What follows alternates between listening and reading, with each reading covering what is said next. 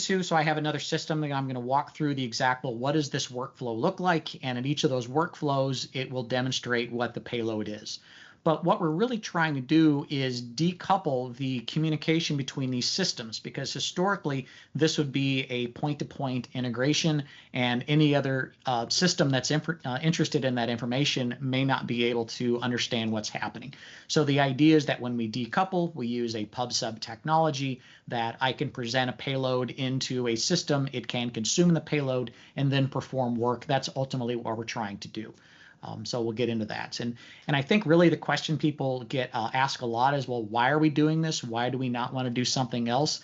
And that really comes back to the idea that we are creating nodes in an ecosystem that all the other systems can consume that information. And the reason why I'm approaching it the way I am, so we'll get into some MQTT. We'll be doing some what's called batch ML. It's a standard for that particular payload that we want to utilize. And the reason why if we're doing that is because, you know, as I say, the best part of a UNS is there's no standard. The worst part of a UNS is there's no standard. So we're trying to put some standardization around what it is we're trying to do.